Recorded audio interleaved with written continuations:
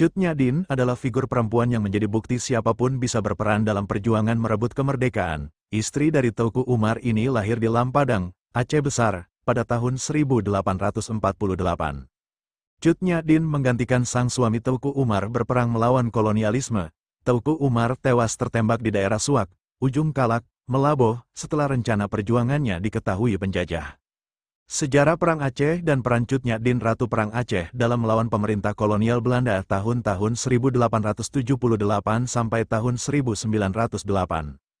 Aceh telah lama menjadi incaran Belanda. Perang Aceh diawali ketika Belanda dan Inggris menandatangani perjanjian Traktat Sumatera. Dalam perjanjian tahun 1871 tersebut, Belanda bebas memperluas kekuasaan di Pulau Sumatera. Belanda juga tidak punya kewajiban menghormati hak dan kedaulatan Aceh. Mulai saat itu, rakyat Aceh terus menderita akibat perlakuan kejam Belanda. Hal inilah yang memantik rasa perlawanan dan keinginan berjuang pada diri Cut Nyak Dien. Mendorong suami menyusun dan merebut wilayah Fimukim. Sejak awal menikah, Teuku Umar dan Cut Nyak Dien diprediksi akan memberikan perubahan besar terhadap Aceh. Bahkan pernikahannya sempat dikhawatirkan Belanda karena keduanya adalah tokoh besar di wilayah Aceh, khususnya di bagian Fimukim. Kecintaannya dengan kampung halaman yang telah 7 tahun ditinggalkan ini sempat menuai konflik karena strategi Cut Nyak Dien dan Teuku Umar yang berbeda. Ia ingin melawan Belanda dengan kekuatan yang ada dengan semangat fisabilillah. Namun suaminya memiliki taktik tersendiri dengan menyerang Belanda dari dalam yang disebut taktik menyerah diri, yang ditunjang dengan taktik dalam mendapat senjata Belanda. Namun akhirnya pada tanggal 30 Maret tahun 1896 Teuku Umar meninggal tertembak karena dikepung lebih dahulu oleh Belanda.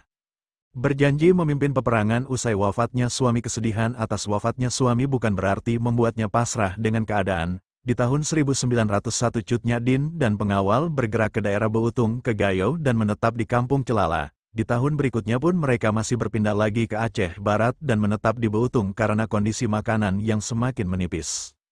Untuk mempertahankan diri, mereka selalu berpindah tempat agar tidak terdeteksi musuh. Mulai dari tidak menyalakan api di siang hari hingga menghapus jejak setelah dari tempat baru. Namun keadaannya yang semakin renta membuat kondisi fisiknya lemah dan membuat pasukannya, Panglaut iba dengan keadaan sang jenderal perempuan tersebut.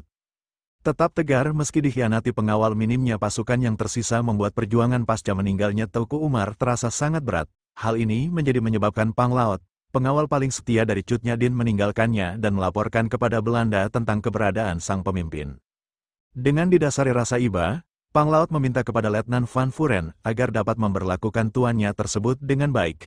Akhirnya Belanda mengepung Cut Nyak Dien pada tanggal 7 November tahun 1905 di tempat persembunyian terakhirnya dalam kondisi sakit encok dan rabun.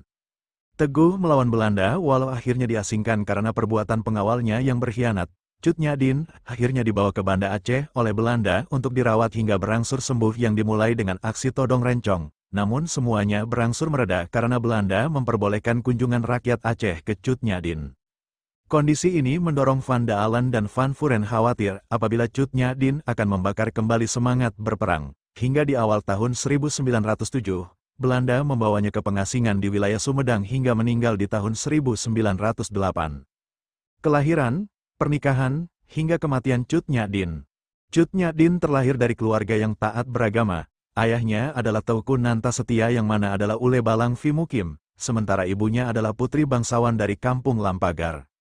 Gadis cantik ini dikenal memiliki semangat yang membara baik dalam pendidikan, agama, rumah tangga, hingga membela tanah kelahirannya. Dari pernikahan pertama bersama Teuku Ibrahim, putra Ule Balang Lamnga 13, Cut Nyak Dien dikaruniai putra.